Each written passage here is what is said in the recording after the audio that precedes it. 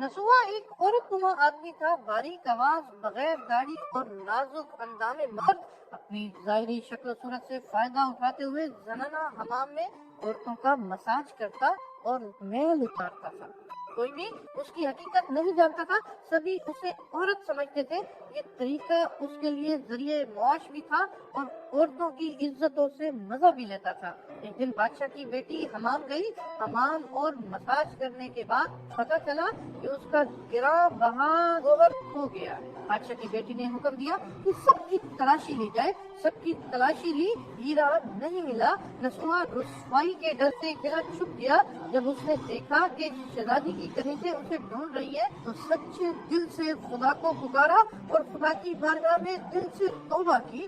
दुआ मांग ही रहा था कि अचानक बाहर से आवाज सुनाई दी कि नसुआ को छोड़ दो, हीरा मिल गया है। कई दिनों से हमाम न जाने पर एक दिन शहजादी ने बुलावा भेजा कि हमाम आकर मेरा मसाज करे, लेकिन नसुआ ने बहाना बनाया कि मेरे हाथ में दर्द है, मैं मसाज नहीं कर सकता हूँ। और शहर से निकलकर कई मील दूर एक पहाड़ी पर डेरा डालकर अल्लाह की इबादत में मशगूल हो गया। एक दिन उसकी नजर एक भैंस पर पड़ी जो उसके करीब घास चरा रही थी। उसने सोचा कि ये किसी चरवाहे से भागकर यहाँ आ गई है, जब तक उसका मालिक ना आ जाए तब तक मैं इसकी देखभाल कर लेता हूँ। कुछ दिन बाद एक तिजारती काफिला रास्ता भूलकर उधर आ गया, जो सारे प्यास की शिद्दत से निडाल थे।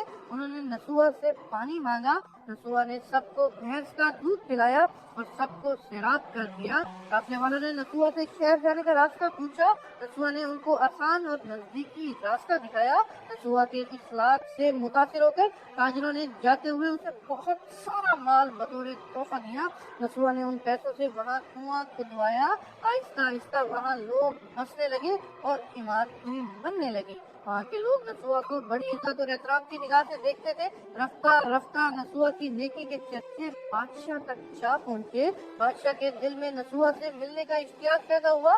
उसने नसुआ को पैगाम भेजा कि बादशाह आपसे मिलना चाहते हैं। जब नसुआ को बादशाह का पैगाम मिला, उसने मिलने से इनकार कर दिया। बादशाह को बहुत ताज्जुब हुआ, मगर उस बेनियाजी को देख के मिलने की तलब और बढ़ गई।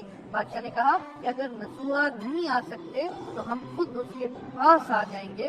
जब बादशाह नसुआ के इलाके में दाखिल हुआ, खुदा की तरफ से मालिकुल मौत को हुक्म हुआ कि बादशाह की रूह को कब्ज कर ले, क्योंकि बादशाह बतौर अकीदतमंद नसुआ को मिलने आ रहा था और रियाया भी नसुआ की खूबियों की गरोहीदा थी। इसलिए नसुआ को बादशाह के तख्त पर बिठा दिया गया।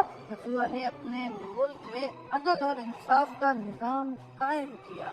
वही शहजादी जिसे औरत का भेष बदलकर हाथ लगाते हुए भी डरता था, उस शहजादी ने नसुआ से शादी कर ली। एक दिन नसुआ दरबार में बैठा लोगों की दाद रसी कर रहा था कि एक शख्स वारिद हुआ और कहने लगे कि कुछ साल पहले मेरी भैंस गुम हो गई थी, खोट दूंगा, अगर नहीं मिली बराए मेहरबानी मेरी मदद फरमा दीजिए।